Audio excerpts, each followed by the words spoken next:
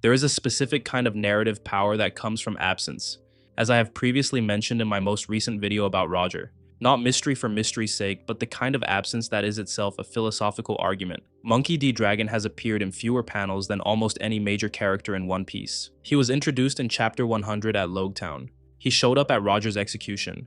He surfaced at Baltigo.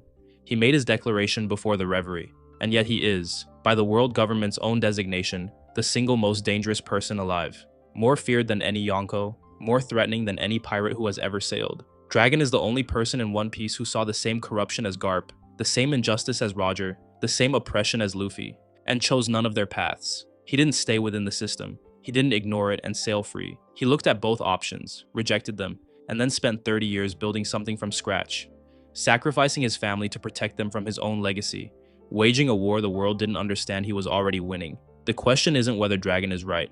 The question is whether the world is ready for when he makes his move. Oda has been constructing Dragon in negative space for over 25 years, and the material we now have, God Valley, O'Hara, the prison cell, where a young Marine told his father he despised him, the founding of an army built from survivors, reveals not a mystery, but a portrait. A man of absolute conviction, who paid an extraordinary personal price for a war he believes the world cannot afford to lose.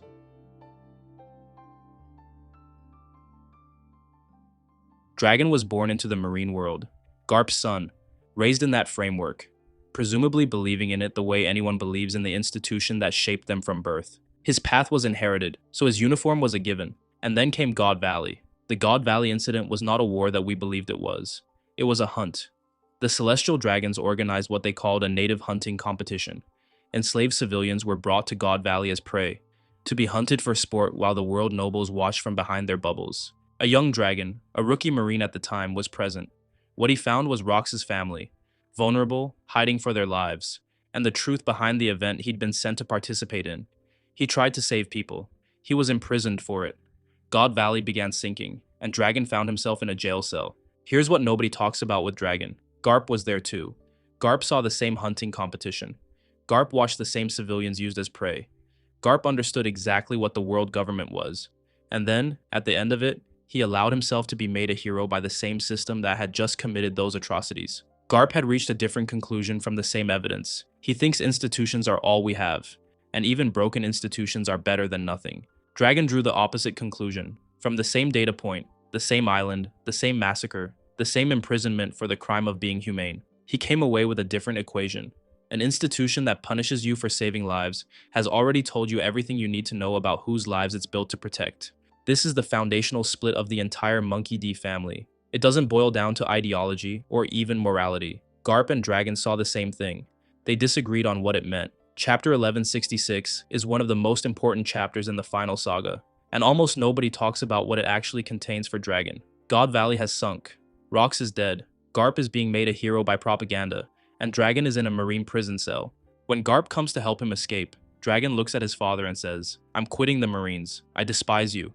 Let that sit with you for a moment. Despise. Dragon's relationship with Garp isn't distant. It's severed at the moment when Dragon understood that his father's choice to stay was itself a form of participation. Dragon left the Marines because he had been punished for practicing the version of justice he was told the Marines stood for. The institution didn't just tolerate injustice, it performed it, labeled it heroism, and then imprisoned the people who tried to stop it. That is the moment when a man stops trying to reform something and starts thinking about what the world looks like without it.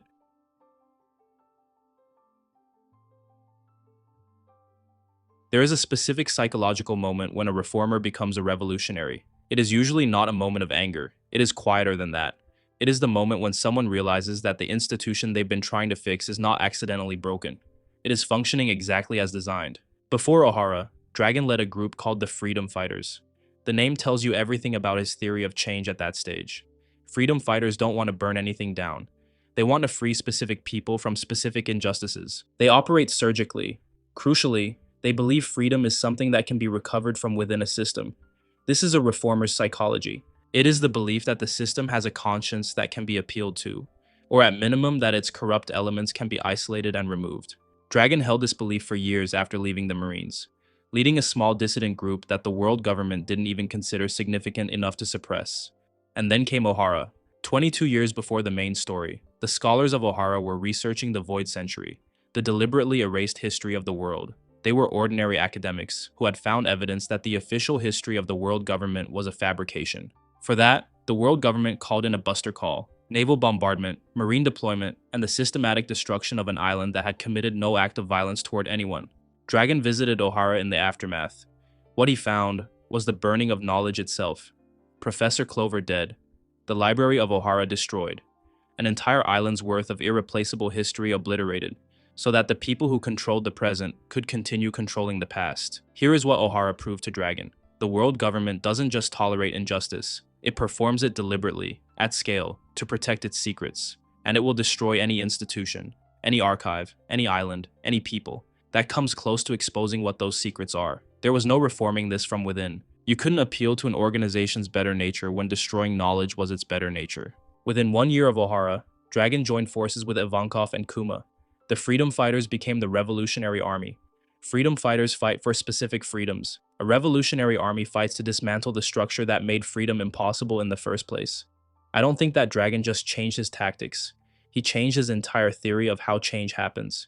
The freedom fighters were operating on the assumption that there were good people within the system who could be convinced. The Revolutionary Army operates on the assumption that the system itself is the problem, that no amount of good people within it can overcome what it was designed to do. You can tell everything about a man by the people he builds around himself. Dragon's inner circle is not a collection of the powerful or the ambitious. It is a collection of survivors, people who were broken by the world government and chose organized resistance over private grief. Ivankov, a revolutionary and a figure of radical personal freedom who had suffered under the celestial dragons and refused to be destroyed by the experience. Kuma, a man from a kingdom stripped of sovereignty by the world government, who became Dragon's closest ally, and eventually, at an impossible personal cost, a spy embedded in the world government itself. Sabo, a noble's child, shot from a ship by a world noble for the crime of sailing toward freedom, pulled from the water by Dragon's own hands and raised within the army into its second in command. Here's what nobody talks about with Dragon's relationship to Sabo. He found a wounded child, someone else's child, and raised him to become one of the most capable revolutionaries in the world. I know this is going to sound really backwards and wrong, but Dragon is a deeply invested father figure. To Sabo, to the people within his army, he pours into them precisely the care and presence that, for Luffy, he could never safely give. The army's mission is also more specific than people realize. It doesn't fight the Marines, it doesn't fight pirates, it fights the world nobles. The Celestial Dragon specifically. This is not nihilistic destruction or anarchism, it is surgical. Dragon identified the source, not the symptoms, nor the institutions that serve the source, but the source itself, and built an organization aimed directly at it. The Revolutionary Army declared war at the Reverie. During that event, they accomplished 3 objectives: destroyed the symbol of the Celestial Dragons, declared open war, and rescued Kuma. After decades of covert operations, Dragon chose to escalate to open declaration. That timing was deliberate. The shift from covert to declared war doesn't happen impulsively. It happens when the covert phase has accomplished what it can accomplish. An organization is a man's values made external. It is the practical shape of what he actually believes. Dragon's army is disciplined, ideologically coherent, and full of people who had every reason to give up. That doesn't happen by accident. It happens because the person leading it has given them something to believe in that feels more real than their individual despair. Dragon built an army, but the product of that army isn't military victory. Not yet. The product is possibility. The possibility that the structure that crushed them is not permanent. The possibility that the next generation will not inherit the same world. Dragon is building towards something, toward a world that does not yet exist, for people who do not yet know what he's building. That's what the Revolutionary Army is. It's not a military force, it's a construction project, and Dragon is both the architect and the foreman. Dragon has no visible doubt scenes, not one. In 25 plus years of the series, we have never seen Dragon second guess his mission, weaken in his resolve, or question whether the cost has been worth it. What we know is that he has paid the price that absolute conviction demands: the absence from his son's life, the loss of his closest ally Kuma to a body horror experiment by the world government he has spent 30 years opposing, the full-time commitment to a cause that leaves no room for the private life of a person. The revolutionary has become the revolution. The man has become the mission. Whether that is nobility or a kind of self-erasure, whether Dragon chose this or was slowly consumed by it, is one of the genuine unanswerable questions Oda has embedded in the character.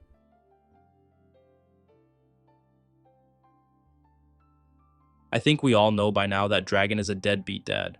He left Luffy and placed him with Garp, who placed him with mountain bandits in the wilderness of Fuchsia Village. He was never present. Not once. not for a single confirmed conversation, through Luffy's entire childhood. The easy interpretation is coldness, neglect, ideology taking precedence over family. But that reading misses something fundamental about the structure of Dragon's threat profile.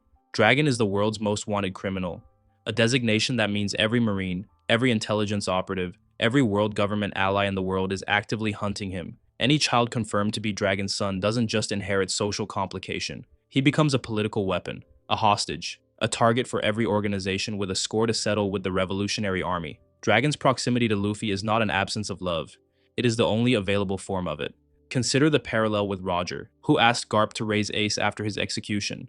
Two of the most dangerous men in the world, both deliberately removing themselves from their children's lives to protect those children from their own legacies. Roger could not protect Ace from his own notoriety in life, so he made himself absent. Dragon made the same calculation while still living, which is in some ways harder. Roger didn't have to watch from a distance. But here is where the parallel breaks, and where Dragon becomes the more complex figure. Roger's absence was imposed by death. Dragon's was a choice. He could have made different choices. He could have built a life where Luffy knew his father, even if that life involved risk. He chose not to, and that choice reveals something about Dragon's psychology that goes deeper than strategy. Dragon chose Luffy's safety over Luffy's relationship with his father. He chose between two kinds of love, the kind that keeps you close, and the kind that costs everything, and picked the one that hurt more. And that is not coldness. That is a specific form of love that only becomes visible when you understand what Dragon was protecting against.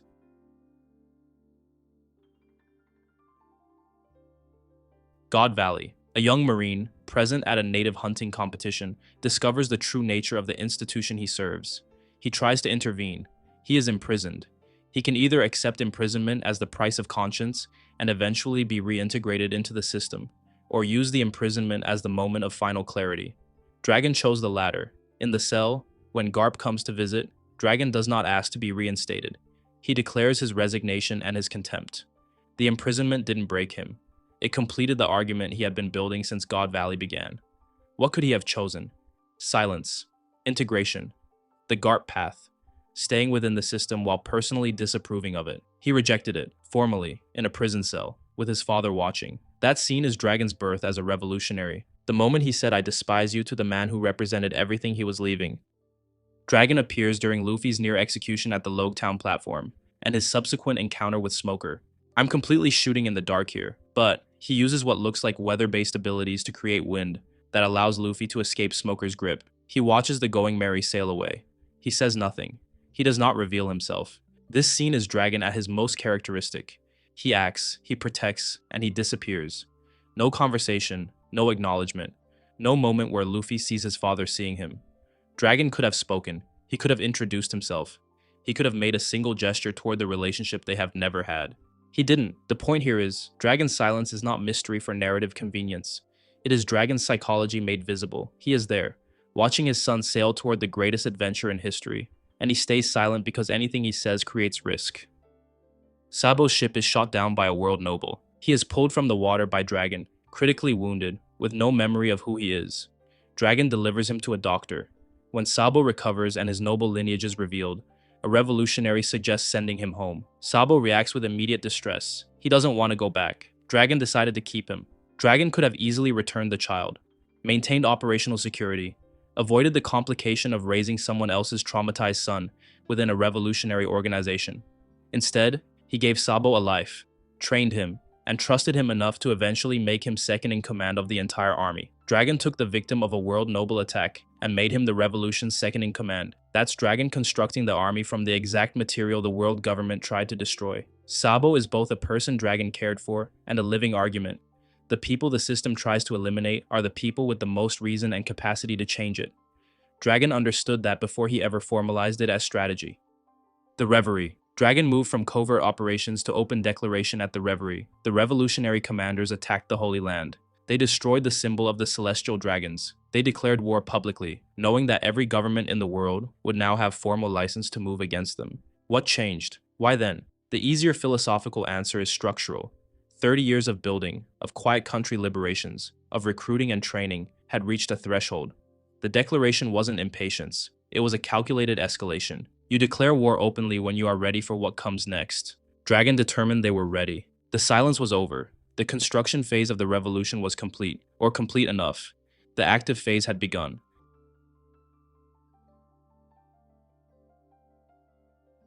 The world is broken, but institutions are all we have. The world is broken at its foundations. The institution cannot be reformed. The world is broken, but I'm going to be free anyway. None of them are wrong about the diagnosis. The unjust in One Piece is real. The Void Century was deliberately erased. The native hunting competitions happened. They differ entirely on the cure. Garp's answer requires accepting the moral compromise of institutional membership, knowing what the Marines protect, and staying anyway. Telling yourself that the good you do at the margins outweighs the harm you enable at the center. He is not wrong that institutions provide structure, but where he is wrong, or at minimum dishonest, is about what structure requires you to sacrifice. Dragon's answer requires accepting that you cannot participate in the world as a person, that the revolution must come before the man, that everything personal, fatherhood, relationship, visibility, is a vulnerability the mission can't afford. He is not wrong about the structural analysis. Whether he is wrong about the cost is one of the questions the story hasn't answered yet. Luffy's answer is the most narratively validated by the One Piece. His infectious freedom does what 30 years of organized revolution has not yet done in terms of public symbolism. But here is the thing. Luffy breaks things. He is not building the thing that needs to exist after. He is not designing the replacement for the world government. He is not creating the institutions that would prevent the next world noble from owning slaves. One Piece validates Luffy's spirit, but Dragon's army is the only entity in the entire story that is structurally positioned to replace what comes next. Luffy cracks the world open. Dragon has to build what fills the crack. They definitely aren't in competition with one another. They are more like complementary instruments of the same revolution.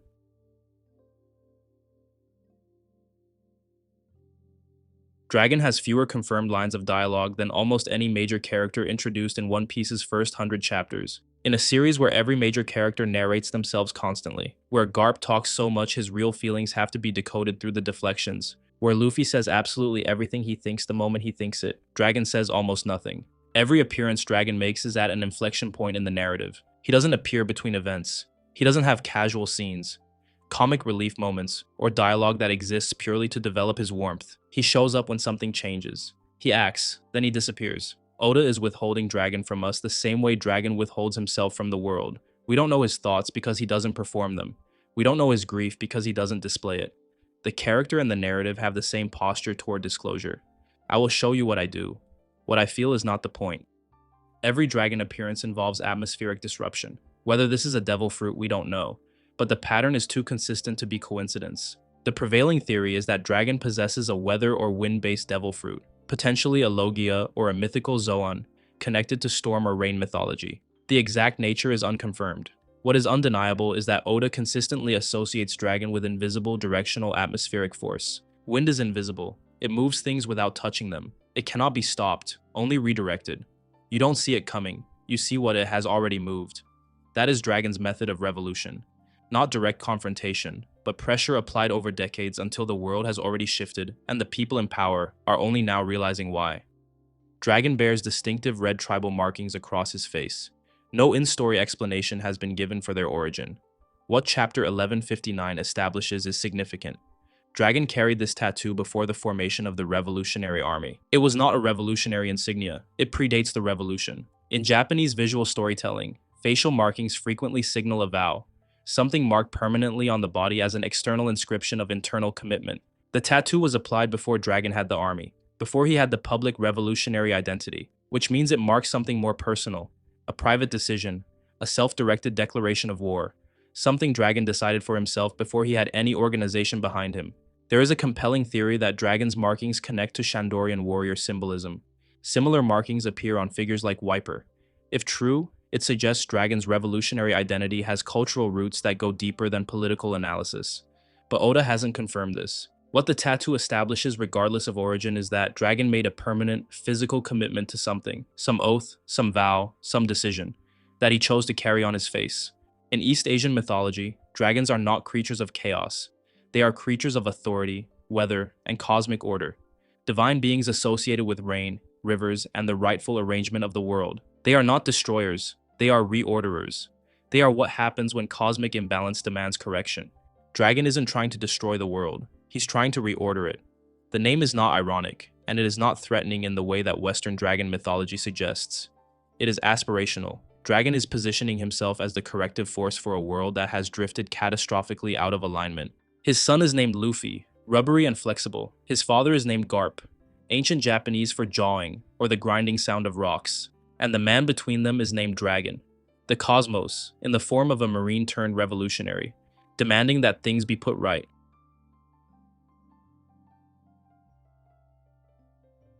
Because Dragon is still being revealed in real time, it demands acknowledging what Oda has not told us, and analyzing why the specific gaps matter.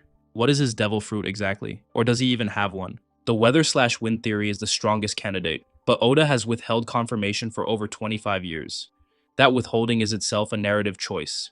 Dragon's power being revealed prematurely would collapse the mystery that makes him threatening. The world government fears Dragon more than the Yonko, and part of what makes him feared is that even his capabilities are not fully known. Oda is preserving that asymmetry on purpose.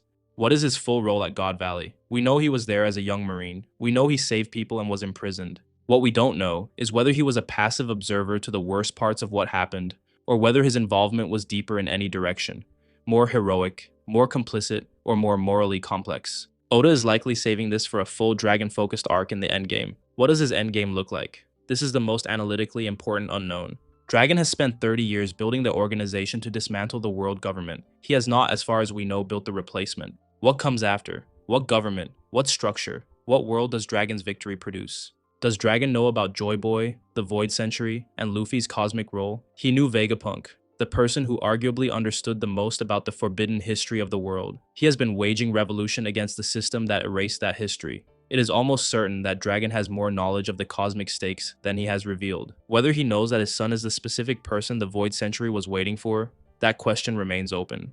Dragon has not had a real conversation with his son, not once. He watched him sail away at Logtown. He has heard about him. Sabo knows Luffy, and Sabo is Dragon's second in command.